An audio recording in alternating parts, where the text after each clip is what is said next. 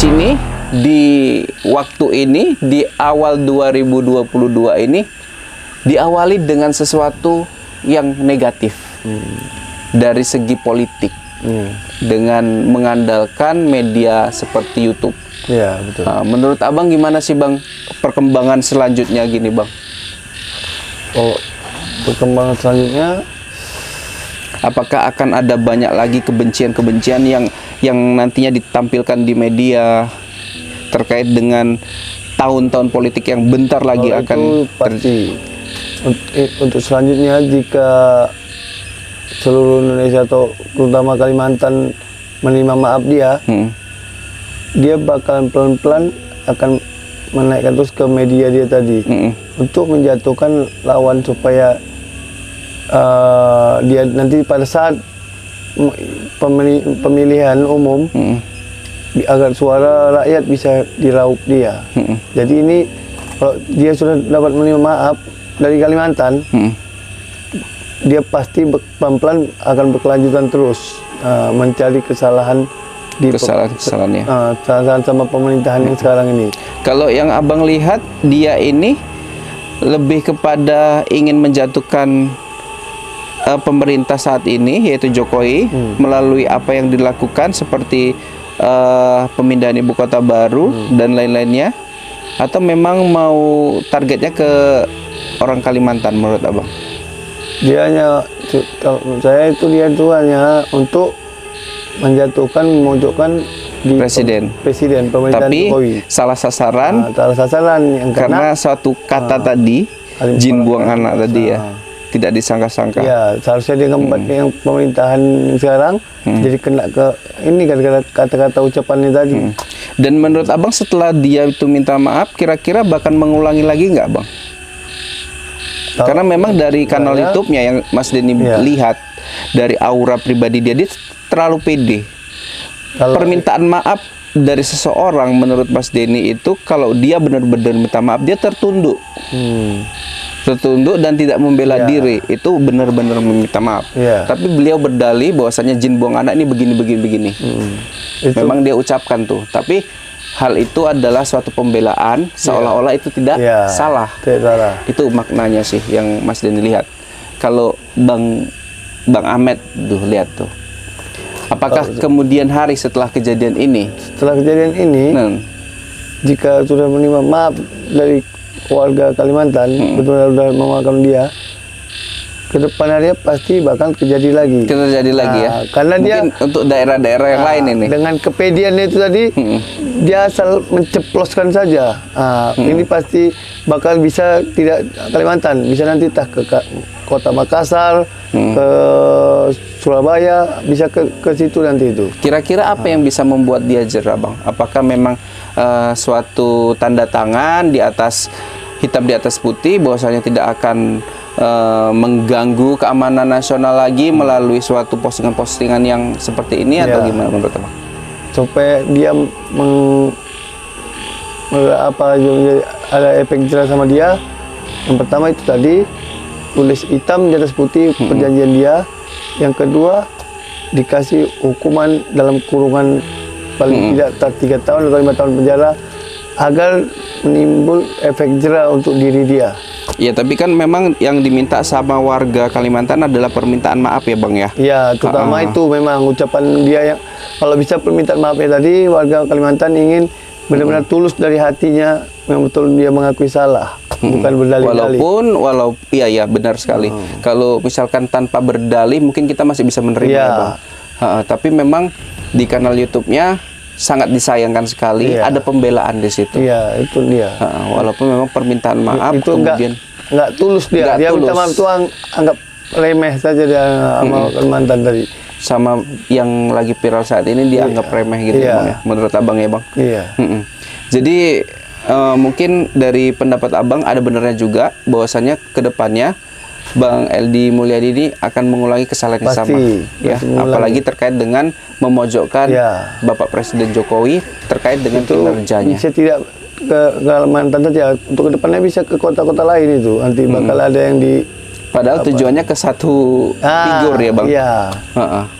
Karena dia kan jatuhkan presiden kita sekarang ini, karena apa yang dibuat presiden kita kan termasuk maju, tol atau apa, dia tidak ada macet, jadi dia merasa ingin menjatuhkan ya, iri dia. Ya, yang pasti beliau kalau misalkan Bapak Jokowi kan udah nggak bisa apa yang nyalon lagi ya Bang ya, di 3 periode itu kan nggak bisa. Betul. Berarti siapapun yang menggantikan Pak Jokowi melalui kuda tunggangan politiknya ya, mungkin dia yang akan diserang. Siapa yang menggantikan Pak Jokowi ya melalui kuda tunggangan politiknya, itu yang bakal diserang ya Bang. Bakal dia Gantian dia ya.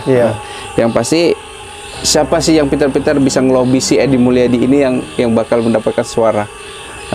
Tapi memang kayak mana ya Bang? Memang di tahun politik ini memang sesuatu yang buruk itu sangat penting apa ya Bang? Untuk menjatuhkan lawan. Penting lah. Penting ya. Penting itu, karena itu masing-masing ingin mencari suara.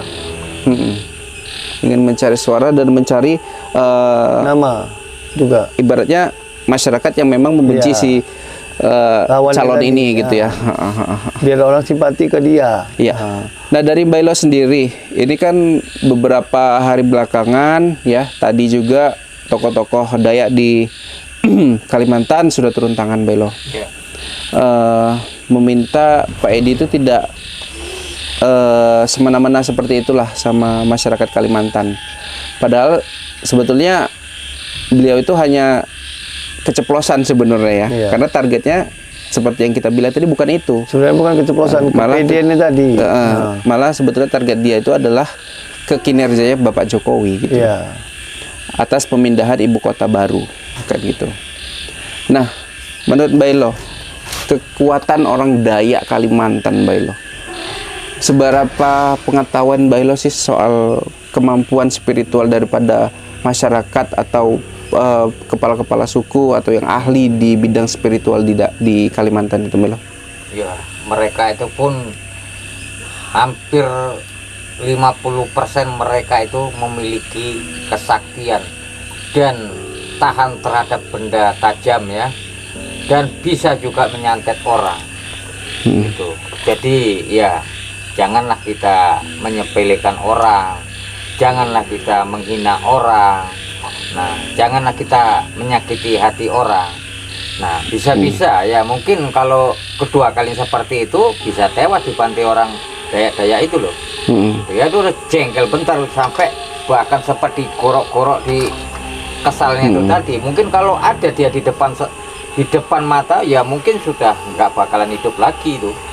Iya, artinya memang dari segi spiritual orang Kalimantan atau yang ahli dalam bidang spiritual memang sangat diakui ya Mbak ya? Ya, sangat diakui kemampuannya.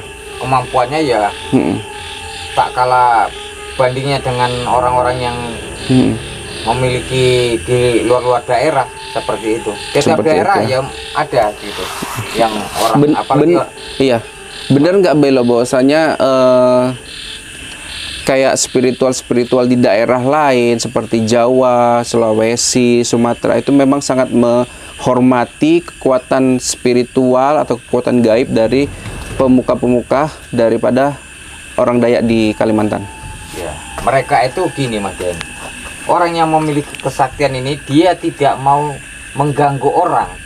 Kalau dia jangan diganggu. Nah, kalau dia diganggu ya itu tadi bisa habis orang dibuatnya.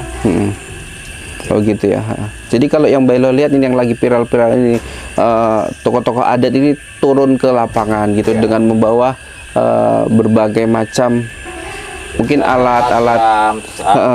Bahkan ya itulah saking kesalnya tadi. Dia sampai ya motong leher sendiri seperti yang saya buat tadi. Seperti itu bahkan kalau orang tidak memiliki kesaktian seperti itu ya sudah lewat dibuat. Oke. Jadi memang terutama ya semua spiritual yang ada di Indonesia sangat mengakui dan menghormati kesaktian daripada saudara-saudara kita warga Dayak yang ada di Kalimantan.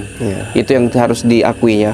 Ya kan Mas. Jadi untuk Bang Edi Mulyadi Mohon kedepannya ucapan Iya. Bang Edi tolong dijaga. Dan juga ini pelajaran untuk